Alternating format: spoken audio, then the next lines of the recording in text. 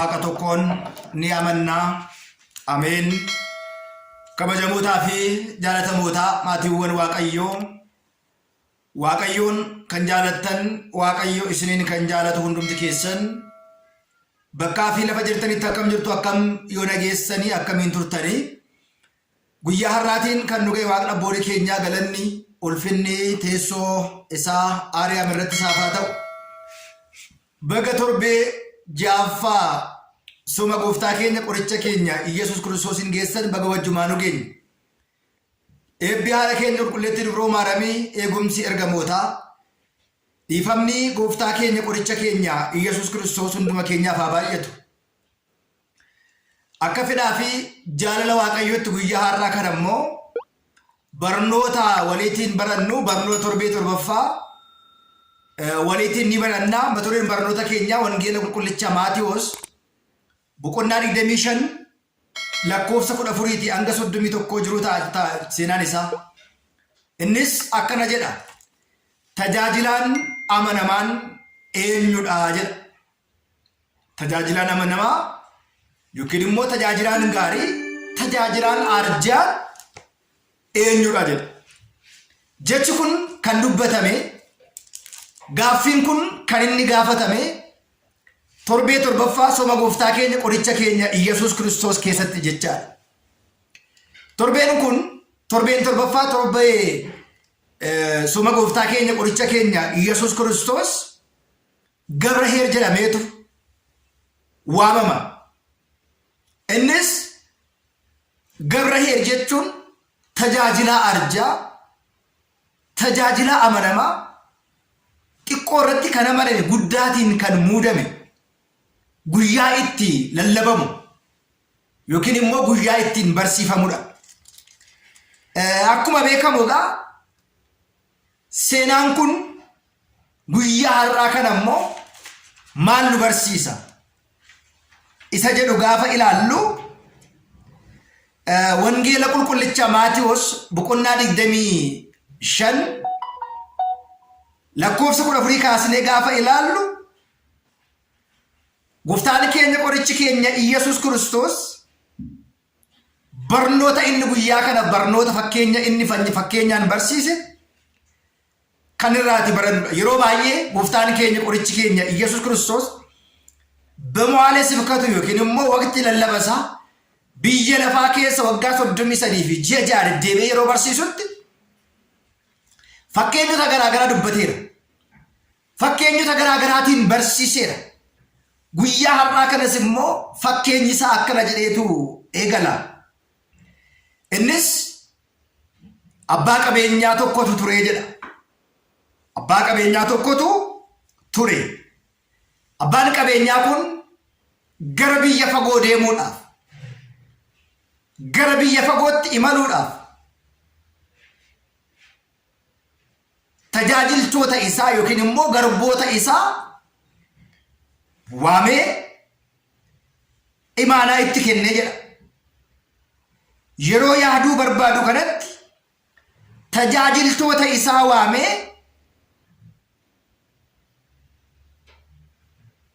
hangan karaadha, hangan lafa ga'ee dhufu sanatti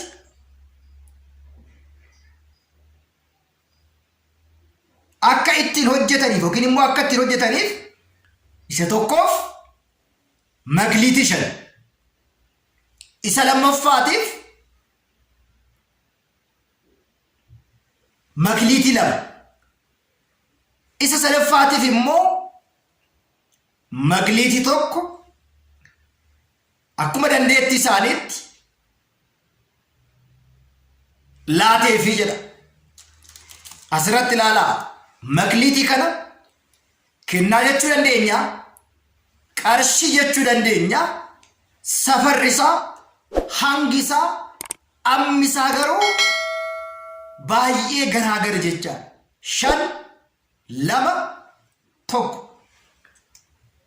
Anis biyya fagoon deema, isinis ittiin hojjedhaa, ittiin buufadhaa, bu'aa isaa garuu yeroon deebi'u isinirraatiin barbaada jedhee kenneefii jedha.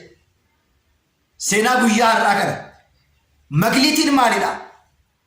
Maaltu kennameefi maal buufatanii bu'aa maalii argatanii kan jedhu dhumarra kan waliitiin ilaalu ta'a jechaadha. Fakkeenyi kun maal akka nu barsiisu. Sanaan booda inni abbaa makliitii 5 isarraa kan eegamu dachaa isaa waan ta'eedhaaf isa 5 sana dachaa taasisee 5 irratti ida'ee 10 taasisee jira. Inni lamaa sun 2 irratti 2 ida'ee 4 taasisee jira.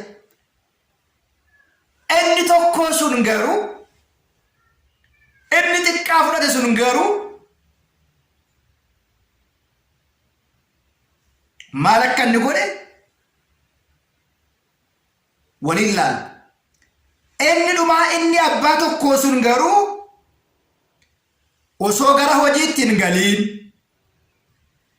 osoo hojii hin eegaliin,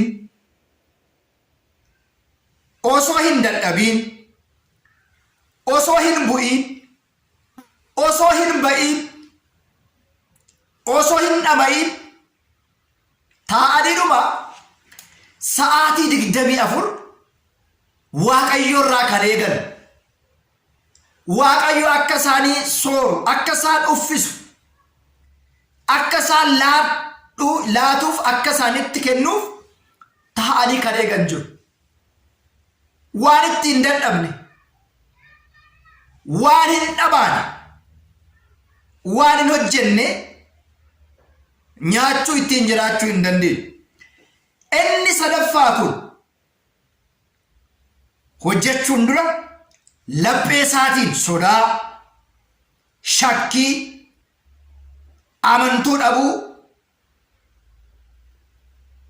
yoo ittiin hojjedhe baduu danda'a, hir'achuu danda'a, hattuun na hatuu dandeessi jechuudhaan yaaduudhaan yaada kana dursee hojii kana dursee yaada.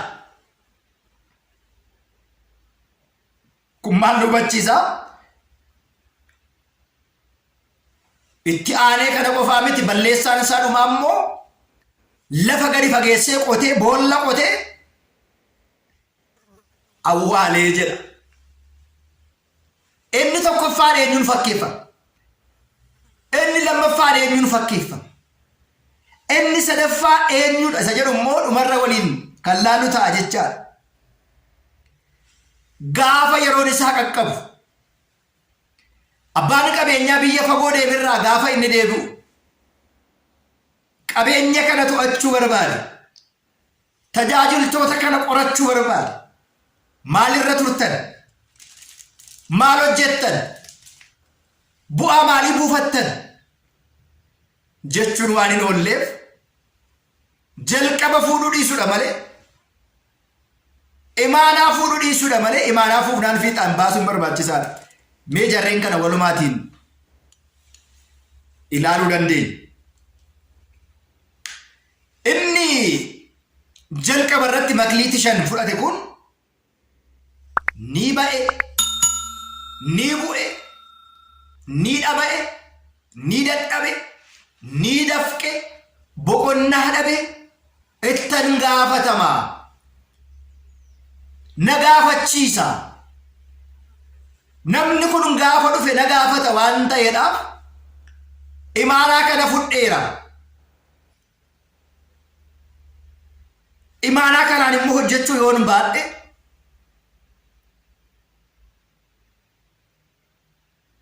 na gaafachiisa jedhee jalqaba dadhabuun, kassaruun, buufachuun, argachuun, dhabuun, qoramuun, beena'uun akka jiru dursee yaadeera waan ta'eedhaaf kaan dhufu kana hundumaa gargaarsa Waaqayyootiin nan injifadha.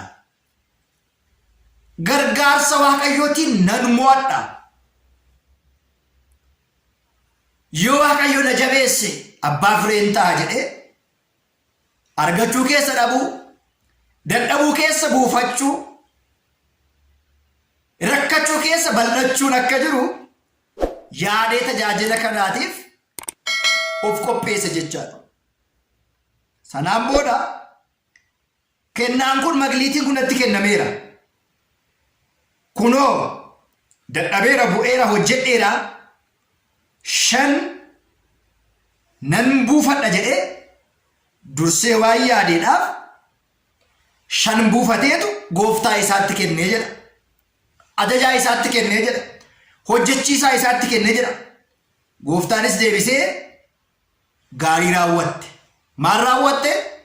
Gaarii raawwatte. Saba Waaqayyoo nuti bara kana keessa maal raawwachaa jirra? Maal hojjechaa jirra? Akka gaarummaatti kan nuuf lakkaa'amu ta'uu gaafanne tajaajilli keenya gaarummaa akka ta'uudhaaf, hojiin keenya gaarummaa akka ta'uudhaaf mee maal hojjechaa jirra? Mee maal raawwachaa jirra? Isa jedhu immoo of gaafachuun hunda keenya irra jira jechaadha. Sanaan booda yaa isa tajaajilaa gaarii አንተ መልካም አገልጋይ ቸር አገልጋይ ያ tajaajila አርጃ አመነማ ሶዳ መሌ ሸኪ መሌ tajaajila isaa otoo hin sodaatin tajaajila amanamaa ta'e kan hojjetu xiqqoo irratti amanamteetto guddaa irratti immoo muudamta. Maal irratti? በትንሹ ታምናህና በጥቂቱ ደግሞ በብዙ ደግሞ ሾምሃለሁ። xiqqoo amanamteetta waan ta'eedhaaf guddaa irratti immoo muudamta. Maatiiwwan Waaqayyoo xiqqaadhaa yoo amanamne guddaa irratti muudama. Amantoo guddaa arganna. Amanamuudhaaf xiqqoo nu kennamte irratti yoo amanamne guddaa irratti immoo muudama. Yoo kana hin taane inni xiqqaa irratti amanamne guddaa irratti hin amanamu. xiqqoodhaan amanamteetta guddaa irratti immoo muudamta. በጥቂት ታምናሃልና በብዙ ደግሞ ሾምሃለሁ guddaa irratti immoo sin muuda jecha jedhu itti beekana qofaa miti. Tajaajila amanamaa xiqqoo irratti muudamteetta guddaa irratti immoo sin muuda. Xiqqoodhaan amanamte guddaa irratti sin muuda. Tajaajila gaarii, tajaajila amanamaa, tajaajila arjaa kanaaf guddaa irratti sin muuda. Gara gammachuu gooftaatti gali. Gara kamitti gali? Gara gammachuu gooftaatti gali.